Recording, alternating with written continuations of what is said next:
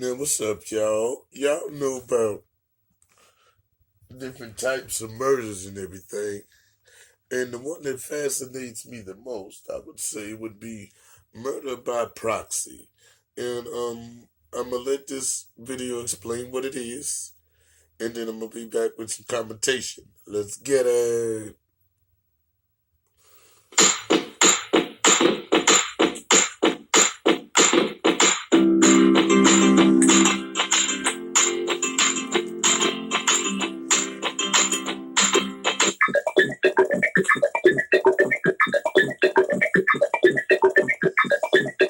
A proxy murder is any homicide committed by one person on orders from another. For example, a contract killing or the Charles Manson murders. The most common example of this would be taking a contract out on someone else, in which a hitman commits the act of murder on a specified target for the client, for example in exchange for money. This would be a contract killing. Another example is a person who manipulates a lover into murdering for him or her. One reference would be Charles Manson, who sent his family and followers to commit murders, which he himself was later sentenced for. The person instigating a proxy murder may or may not be legally guilty of the crime of murder. This legal distinction varies by nation and within the United States, by state. However, all jurisdictions recognize the criminal nature of the actions taken by the instigator, and they may be charged under any of a variety of statutes, including murder, conspiracy to commit murder, and/or accessory to murder. Proxy murders may skew crime statistics, as the use of a proxy may conceal the true motives of the person. Okay, now, what that means is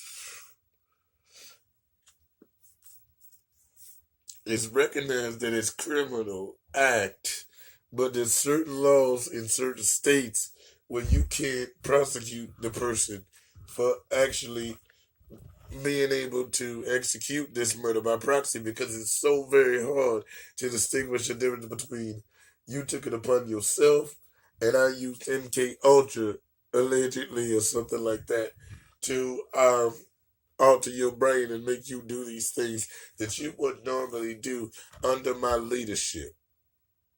And there's tons of murder by proxy. It doesn't. You can murder someone's feelings. You can murder someone's soul. You can murder someone's thoughts. You can murder someone's actions. So there's plenty murder by proxy.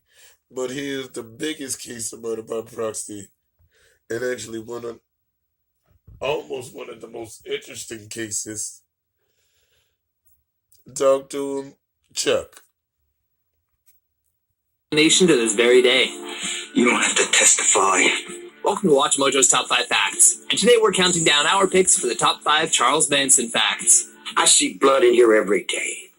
Every day someone's getting shot, someone's getting cut, someone's getting beat.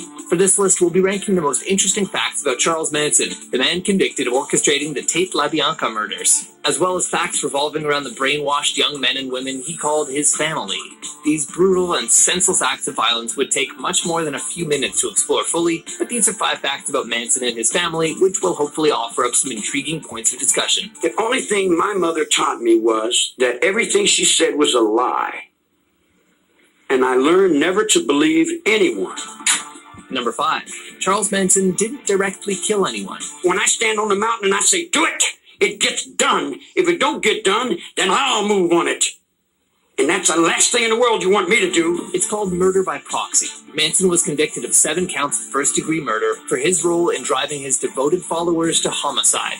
That being said, Manson wasn't directly involved in all the events which took place on August 9th and 10th in 1969, although he did accompany his group on the second night. A small, bizarre character named Charles Manson was charged with provoking his apparently fanatic followers to commit the crimes. Instead, he manipulated and ordered his followers to commit the Tate LaBianca murders in his name, capitalizing on the almost messianic hold he had over his so-called family. And when I got out, all your children would come to me because they never had anybody tell them the truth. This was thanks to the group's communal, cult-like existence on the Spawn Ranch, where Manson and his family often indulged in heavy psychedelic drug use and orgies, all of which Manson oversaw as the unquestioned leader. This control made it possible for Manson to induce cult members Susan Atkins, Linda Kasabian, Patricia Krenwinkel, Leslie Van Houten, and Charles Tex Watson to commit murder over the course of those 2 summer nights. And then Tex turned me around and handed me the knife, and he said, "Do something." Because Manson had told him to make sure that all of us got our hands dirty. Number 4. Manson's family tried to murder a witness using LSD. Barbara Hoyt was a former member of the Manson family who was being urged to testify against Manson in the upcoming trial for both the Tate LaBianca murders, as well as the separate murder of Spawn Ranch worker Donald Shorty Shea. I can still hear Shorty Shay's screams. Allegedly, some Manson family members offered to give her a free trip to Hawaii in exchange for not testifying, and she agreed. She flew to Honolulu with another Manson family member who, once they landed, fed her a hamburger that had been laced with 10 tabs of acid. Hoyt would survive this attempt at witness tampering via overdose, but not before bad tripping hard and winding up in a Hawaiian psychiatric hospital. She went on to testify against Manson & Co. That don't wrinkle up my forehead. Number 3. Manson named his mission statement after a Beatles song.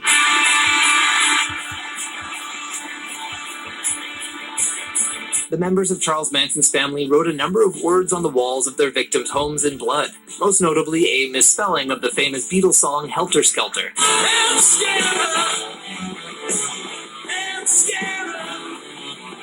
This is because Manson ascribed a particularly important meaning to that song. He had a vision that a black versus white race war was on the horizon, and believed that the Beatles knew about it. Don't let me go.